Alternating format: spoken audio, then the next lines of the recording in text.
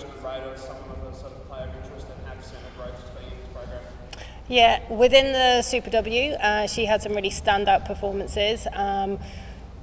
Down at Brumbies, and you can see her work rate off the ball has been excellent, and she was a player that we identified quite early within that competition.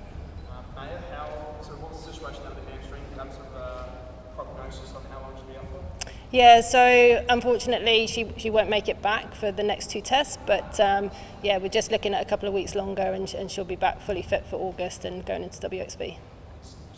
Her effectiveness over platform and sort of led that attack. How do you go about sort of finding that same spark when you haven't got one of the fastest players in that sort of system? Biola's been training so well, so it's an opportunity for her, and Maya's super supportive of that. So Maya's kind of guiding her throughout this. So Biola's a good attacking a threat in her own right. Jo, how's the side responded off the back of the pack full where it really didn't go to plan? They've responded really well. There's obviously, we were really disappointed with the actual results, but there was also some really good stuff shown at different times throughout, and we could see that growth, and they went away and they've worked really hard back kind of in their states, kind of supervised by our programming, and you could see how hard they were working. So they've come back in a really good place. You put a finger on where the shortcomings were, and is it something you can address overnight, or is it a 6 to 12 months? There's certainly things we can address quickly. Some of our breakdown work wasn't good enough, and that's been a real focus for us throughout this last block. And some of it's going to take a bit longer. We're looking at our strength and conditioning, and that's kind of an ongoing thing. We've already seen gains, and you can see that from the data that we've produced across training. But some of that is a long-term thing as well. A couple of significant changes, but Eva at tight head and Lane at 9. Are you able to talk through their selection? Yeah, so Eva has gone away, and she's worked exceptionally hard, and she's come back into camp and is training really well, so very deserving of her opportunity. And Lane was always there and thereabouts, and just kind of, the 2 9s in the last block gave us 2 different things, and we chose to go with Sammy. But yeah, Lane's obviously, she always performs. Lane, you sort of have her off the bench. As a sort of fellow 9, what were you looking for her just to sort of improve her craft, just to solidify that spot?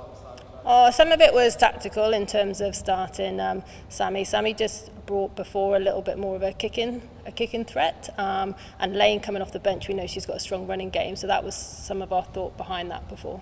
And on Nat right on the bench, is that sort of sevens background, how effective, particularly open up the game in the last sort of 20, 25 minutes there? Yeah, Nat's been training really, really well. She does give us that real running threat. She's really busy both sides of the ball, so excited to see her come on.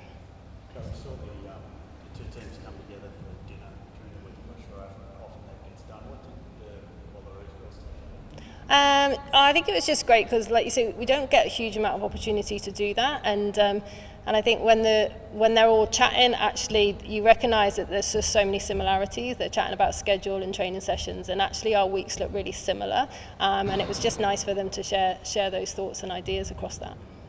What do when yourself and Jo Schmidt sit down together? I don't know if you sat next to each other.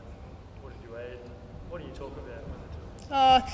So like I spoke to Jo quite early on, just generally around kind of the planning and kind of leadership and some of kind of his thoughts around those sort of processes, and most recently kind of caught up going into this block and just asked questions around scheduling and kind of seeing if there was things that we could do different, and he's been really open with those comms with us, which has been great.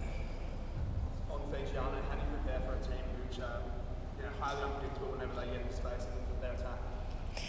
The big focus is very much on us. Like defensively, like our connections are absolutely key because obviously they're looking for disconnects, and if they get in behind, they're very threatening. So big focus for us around our connections in defence.